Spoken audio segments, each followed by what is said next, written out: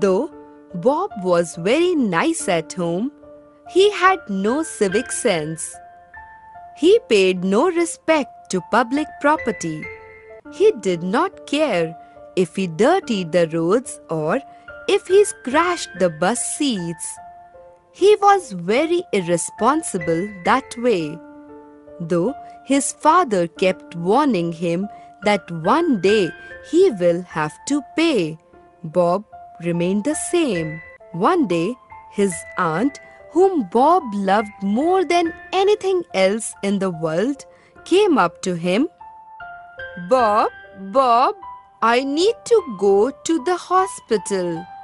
Will you come with me? Sure, Aunt, let's go, said Bob. They hailed a taxi and together they went to the hospital. When they reached the hospital, Bob asked about the fare. The taxi driver quoted such an exorbitant price that Bob was surprised. Where's your meter, mister? Asked Bob. The taxi driver just sneered and said, It was broken off by some naughty kid like you, chappie. Aunt was left with no choice but to pay the taxi driver. When Bob and his aunt reached the hospital, Bob was asked to wait while Aunt went to visit the doctor. Bob reached the waiting room, but what did he see? He saw that some of the seats were occupied while the others were free. The free seats were scratched and there was litter all under the seats. This disgusted Bob. He could find no clean place to sit. So he had to stand and wait for his aunt to be free, which was a good 2 hours. When Aunt finally appeared, she said, Bob, let's take the bus back home. Sure, Aunt, as you say. And they went to the bus stop to wait for a bus. There, Bob saw a small boy scratching away at a tree trunk. What are you doing, little boy? This is not your property that you are scratching away at it. Stop now, or I will call the police. Surprised at the way Aunt reacted, Bob asked her, Why did you scold the boy so much, Aunt? He was just scratching the tree trunk. Aunt was pretty surprised to hear this. Why, Bob? How can you talk like such an irresponsible boy? These trees, these buses, these taxis, this bus stop, these benches, all these things belong to us, to our town. We pay taxes to the government so that the government can maintain these for us. If that's the case, then why is this bus stop broken and why are there no seats here? Asked Bob. Ah! Exclaimed Aunt. Is everything at your home up to date and maintained at all times? Bob thought for a while and then said, No. Have you ever wondered why? Asked Aunt. No, replied Bob again. It's because your mother cannot do everything on her own. She needs help.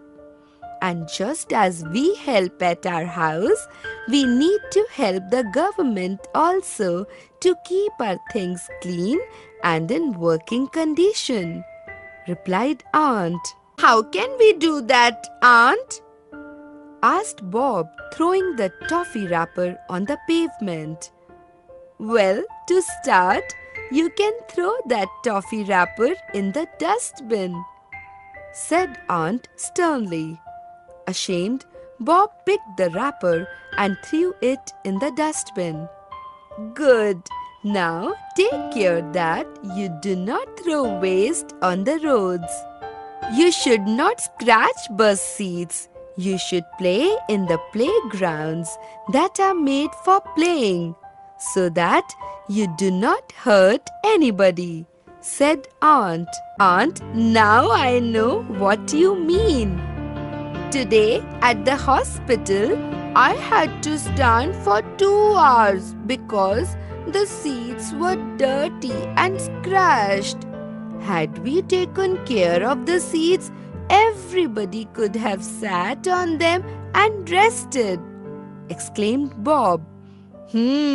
So you have finally got what I mean to say, smiled Aunt.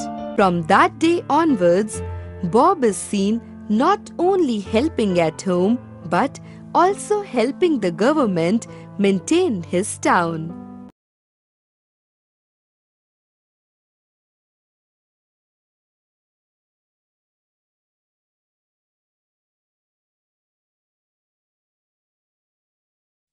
Children, let's sing this song while we get ready for school. Come on!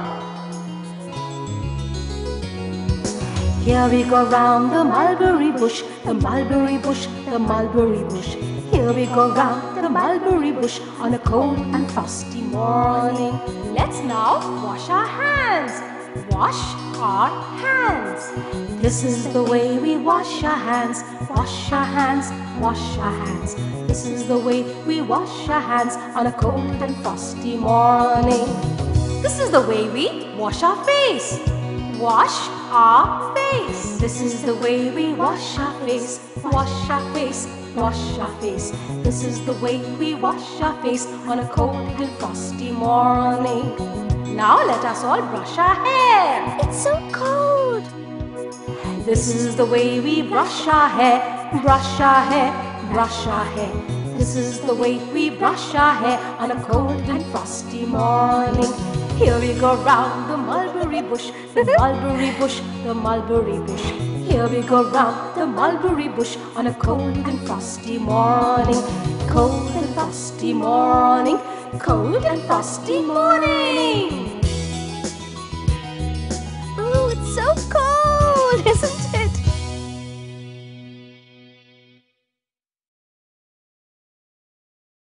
Once upon a time, a lion used to prowl about a field in which 4 oxen used to dwell.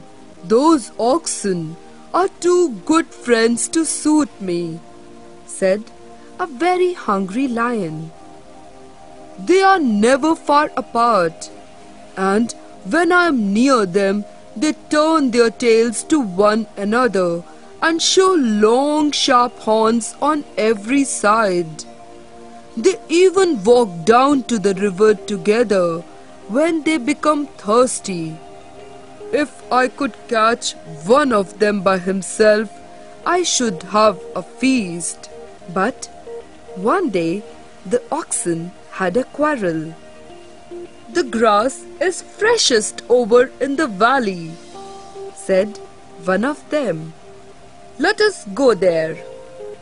"Oh, I don't like the grass there," said another. "It is better on the side of the hill. Let us spend the day there." "I do not want to climb the hill," said the third ox. "The grass right here suits me best. I do not like any of the places of which you speak," said the fourth ox. "Come with me, and I will find you the best grass you ever tasted." "I am going to the valley," said the first ox. "You three may go where you please." "And I shall go to the hill," said the second ox. "I think you are mean not to go with me." "And I," said the third ox, "shall stay right here. You may all be sorry if you leave me. The lion may catch you." "I am not afraid of the lion," said the fourth ox, "and If none of you will go with me, I shall go by myself to hunt a better pasture than any of you can find. I am older than you, and I know where the best grass grows. You had better follow me." So the 4 oxen separated. One went to the valley. The lion was down by the river and saw him coming. He waited quietly until the ox was very near. Then he pounced upon him and killed him. Then the lion looked about for the other oxen. One of them was feeding on the hill. He saw the lion whining, but he could not get away. He could not defend himself with only one pair of horns. So he too was killed.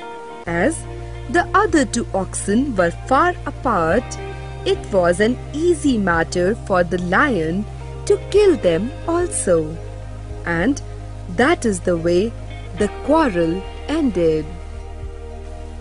Moral: united we stand, divided we fall.